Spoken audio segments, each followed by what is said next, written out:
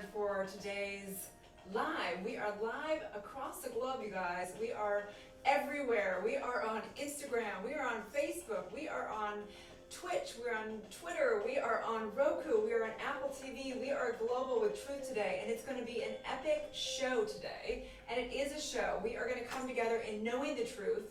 We are talking about what is our future, and that is the real question that all of us need to be asking ourselves, individually, collectively, and globally. So today we're going to be diving into the truth. Am I enough? And we're going to be diving into an incredible little short film on a letter from the virus, from COVID. Imagine that the virus is able to write a letter to humans, and that's what we're going to actually take a look at, an incredible little mini documentary on it.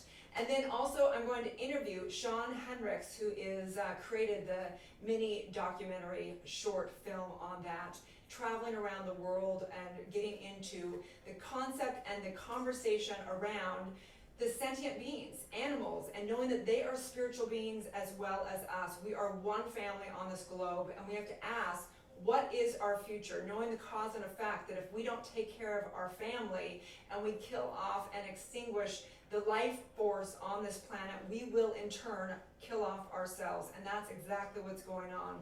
So we're going to interview him as well, and if you are on certain platforms, you will not be able to see the mini documentary short film, and you will not be able to see the interview. So I highly recommend going over to Facebook, onto YouTube, on one of the platforms, Apple, Roku, wherever it is, you can actually see that. But first, we're going to know the truth. So let's do this, you guys. Let's take a deep breath in through the nose, as we do each morning to get our mind right, connecting the right and left hemisphere, breathing in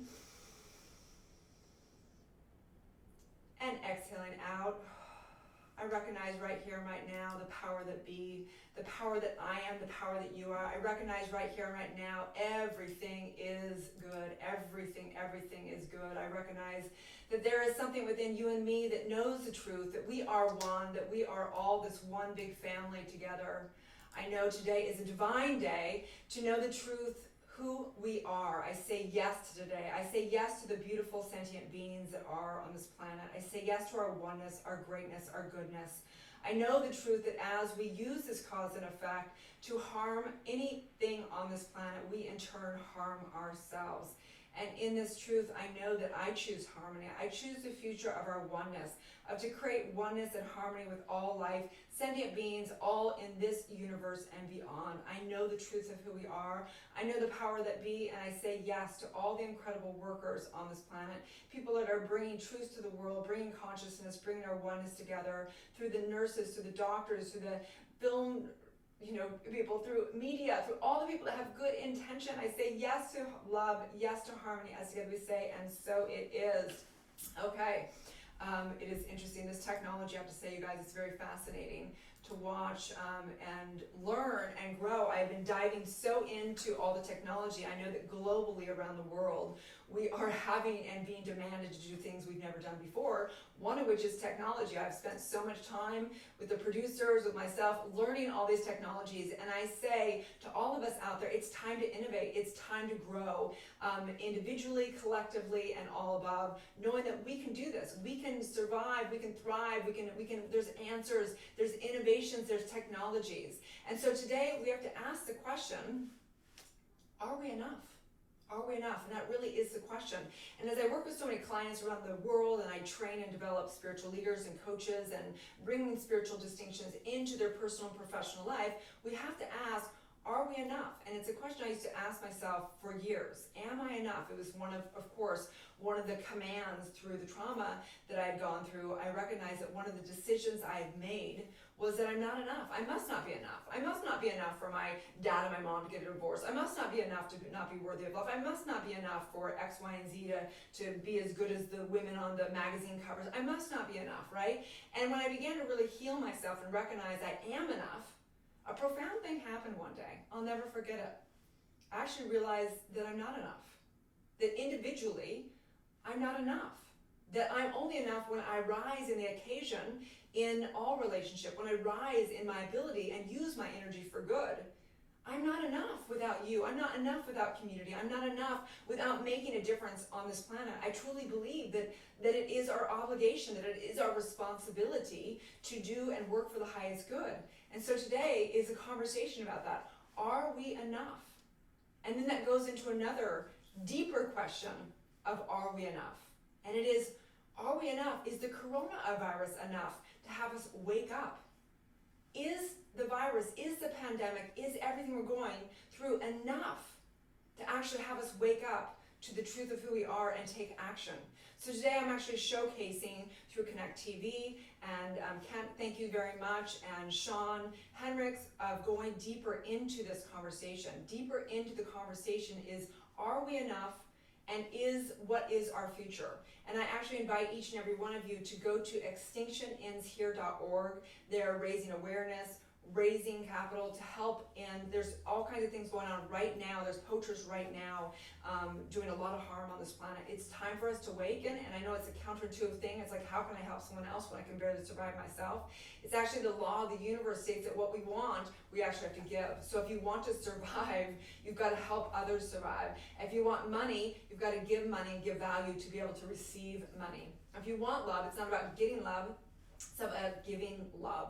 And so I know as a doctor of divinity that we teach universal law, we teach the metaphysics, we teach, how epigenetics and how all this quantum physics and everything is aligning up to know the truth of who we are. And so it's a total honor today as we dive into this. So if you're on Instagram, you will not be able to see this short, but if you are on the other platforms, I know you're going to truly enjoy this 3-minute short film documentary on a letter from the virus. Imagine COVID writes you a letter and writes a letter to human beings.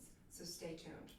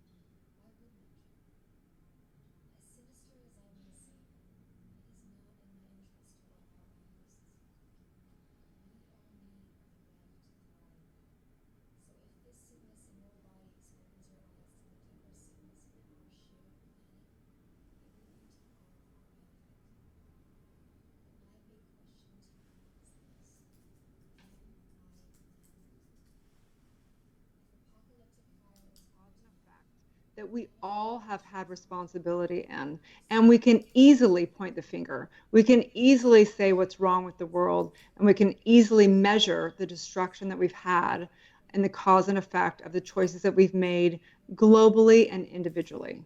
But now we want to get to the conversation of, what now? What do we do? And so I'm so honored to have this gentleman here today. I want to introduce him. He's somebody that truly has this heart on the pulse of what it means to be one with the universe, one with animals, one with Mother Earth. And this is the conversation that is near and dear to all of our heart. What now? How do we deal with this? What are possible ways that we can make better choices for ourselves and create a new world that we can all thrive in, including the animals? So I want to introduce Sean Henricks, who is an Emmy Award-winning cinematographer. He's a photographer, scuba diver, marine conservationist, conservationist. I can't say that. How do you say that? He's an independent filmmaker. He's a founder of Blue Sphere Media. He's worked with so many different people, from CNN's Anderson Cooper to National Geographic, you name it. He has been with the big boys in the industry. Basically, you would go to him to say, we want to make a campaign for the good, and you'd hire him to have him come out and begin to showcase what it means to have a positive impact in the world and showcase what is not a positive impact in the world. So, Sean, thank you so much for all the work that you've done around the globe. It's an honor to be with you and your little fishies behind you. Thank you so much. And I'm super excited to be here today. Do you want to tell the audience a little bit more about yourself, because that did not totally do it justice? Do you want to go a little bit further about what you do and how you got into what you're doing? Absolutely. I think more than anything, I'm a person who grew up their entire life with a very deep knowing of our inextricable connection with nature. People often talk about being apart from nature, and for me, it's absolutely clear that we are intimately a part of nature. And it is that connection that binds all beings in this universe. It defines our course on our path, and the decisions we make and how we show up for ourselves and how we show up for others and all beings is really defining how our experience on this planet is unfolding. My work has been really to give a voice to the voiceless. We have about now growing 8 billion people on the planet, and we're all clamoring to make ourselves be heard. And we have our needs, and we have our wants, and we want to consume, and all the things that somehow make our lives richer. But we forget there's the rest of all these other sentient beings on the planet, from the tiniest little grasshopper to the great whales. And they never have a place at the table. Their voice is not heard, and as a result, they're marginalized, just like communities get marginalized. And in this case, they're marginalized to the degree that they have become grossly exploited, violently and tragically exploited, to the tune of losing half of all species on Earth by the end of this century. We are at war with biodiversity. And if you think about the two things that make a system resilient, it is the abundance and the diversity of species in that system that prevent it from falling to things such as plagues. And in this case, we're seeing the consequences of our lack of connection. I think people say, how do we show people how we're connected? Well, I think one of the unexpected things from this pandemic is we feel more connected than we've ever felt before. Mm-hmm. Something dropped on the other side of the world, and it has rippled across the entire planet, affecting billions of people across the planet. And not just billions of people, we're talking about what now estimates will place about $10 trillion in economic loss as a result. Billions of people in sheltered at home scenarios, millions of people falling ill, and hundreds of thousands of people are going to die, all from a singular decision to allow the exploitation of wildlife in a way that we knew was wrong, but we kept it going. And so that decision led. So let me dive into this, okay? Yeah. Because I know that you know so much about the reality that we're sitting in, okay? And that is something that is important for people to understand. And I think that you've done so much work to showcase that.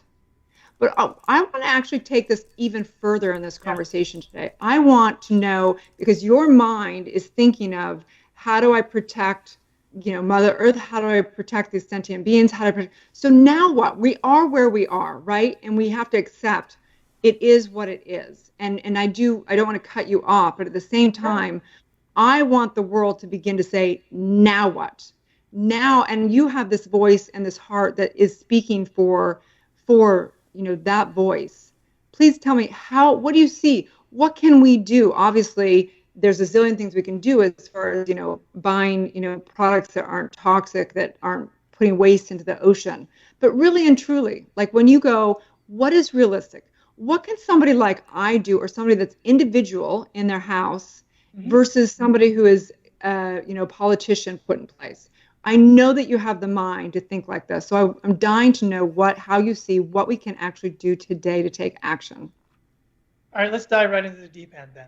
Okay. So springboarding off the connectivity that the virus has given us, I believe, I'll back up a moment. I've spent time in the world all over the world, swimming, looking eye to eye with great humpback whales.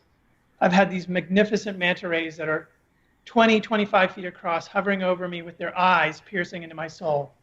I've been in the jungles of Papua. I've traveled the world, looked into the eyes of these animals, and something that I've realized is there's a sentience and there's an intelligence there, and there's a spirit there, just like every other being on this planet.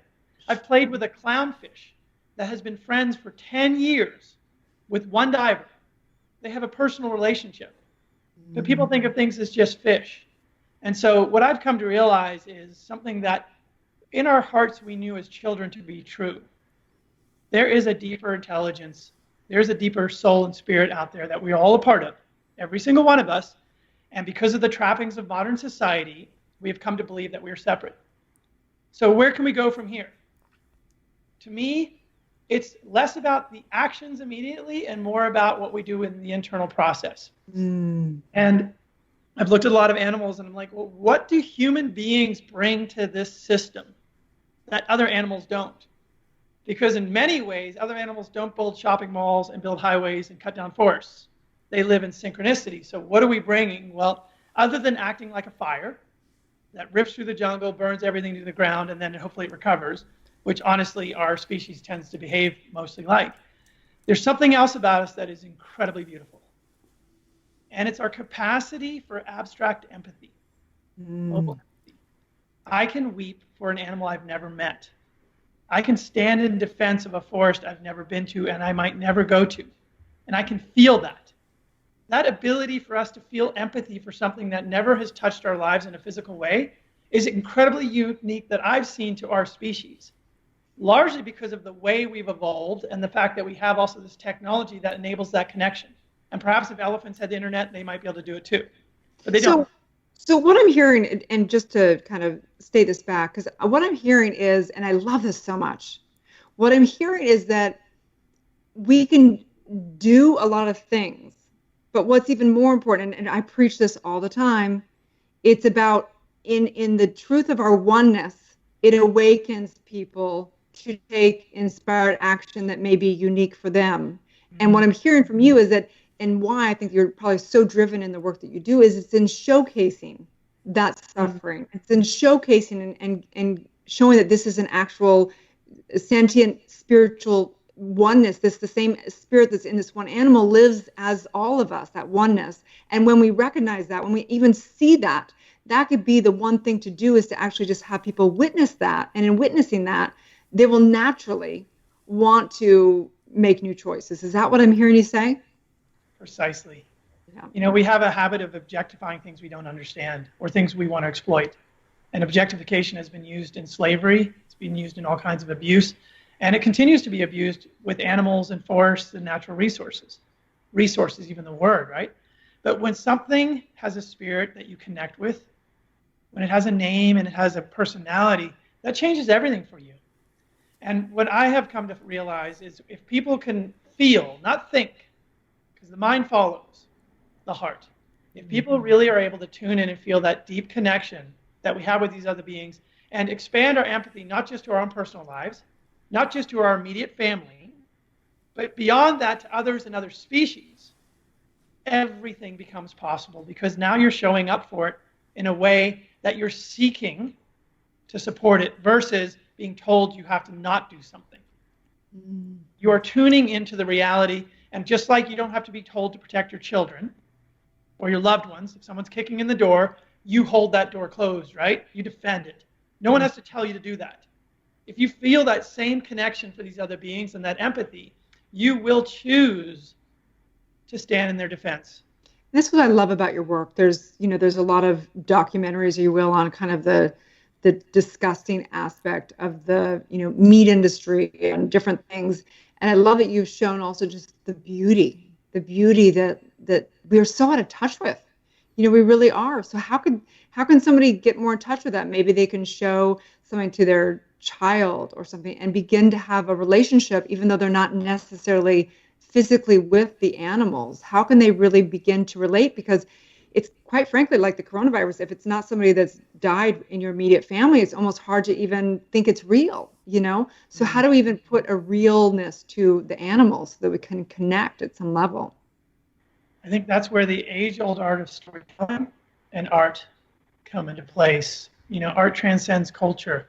Art sparks emotions that get past that really frontal developed brain, and it goes straight to our heart. You see something beautiful. There's something inside of you that connects with it immediately, and it's not rational. There's something on the spiritual level. And I believe by harnessing the power of art, which is imagery and film and things like that as well, and storytelling, when you bring the age-old art, which lineages have been strung together through that storytelling, and you connect it with the art that really brings forth what I believe is the spirit and essence of these beings. The combination of those two create an incredible weapon of mass construction.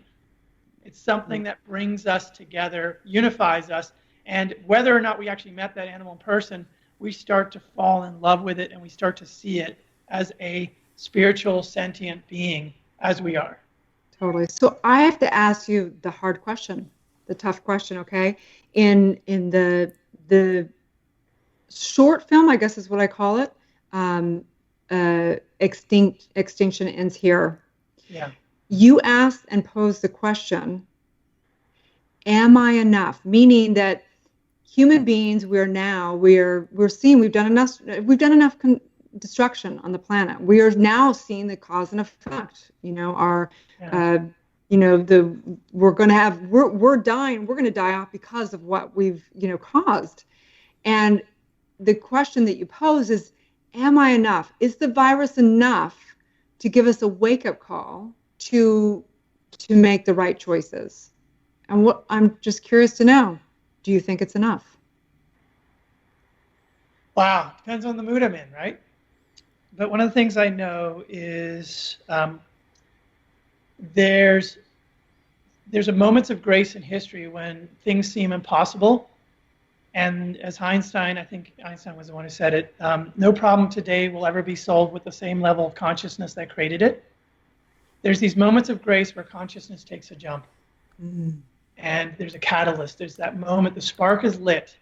And suddenly we step outside of the realm that we've been operating in. We move into a whole new realm.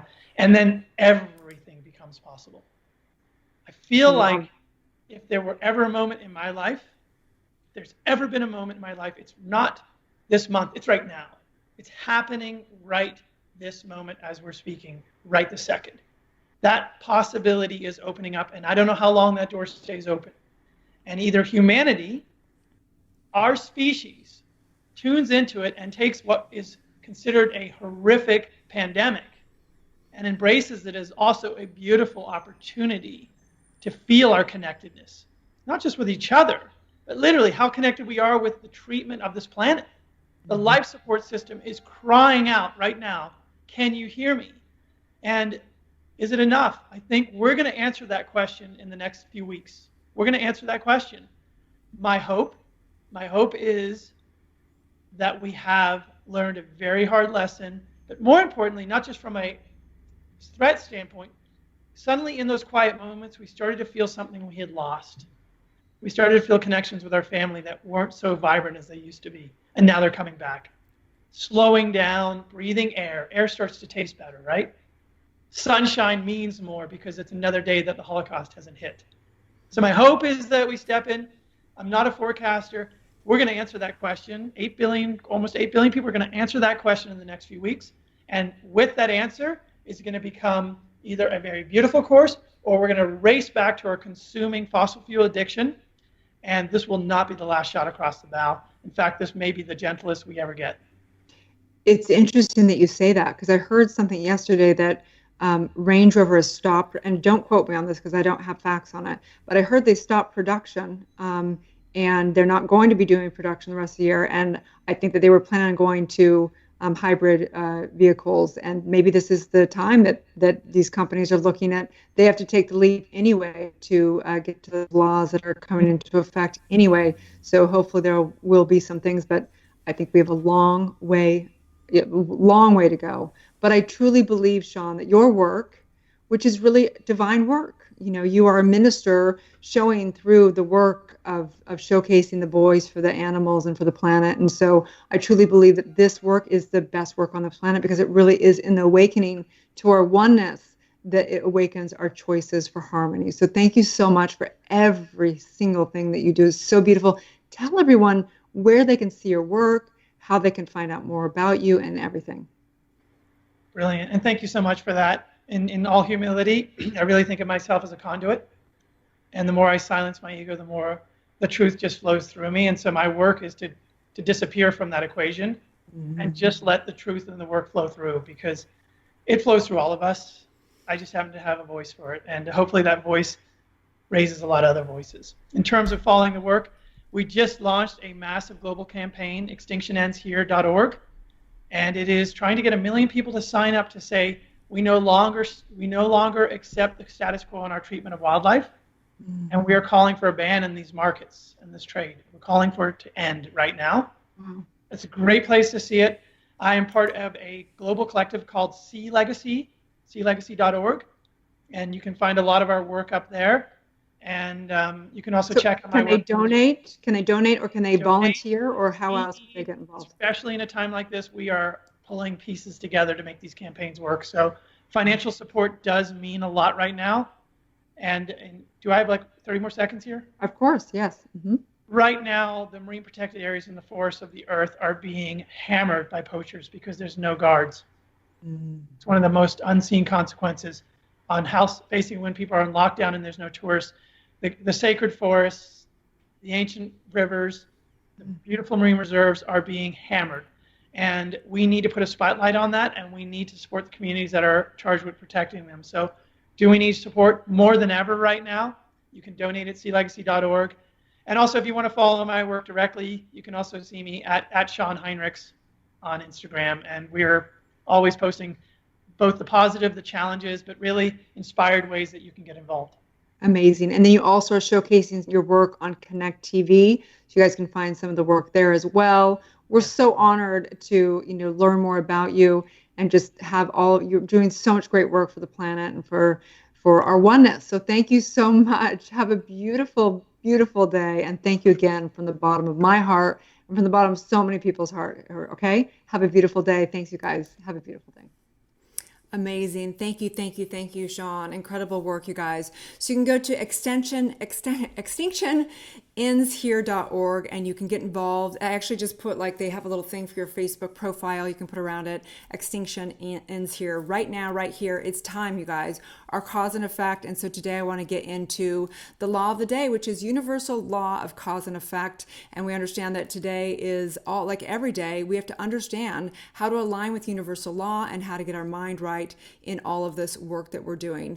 So I just want to read about universal law for a second, what that is exactly. So the law of cause and effect, and we understand it, it's basically how we create. The universal law is understanding the physics and how we use our mind, how it works, okay? So we want to begin to understand this. So the law of cause and effect is for every effect there is a cause.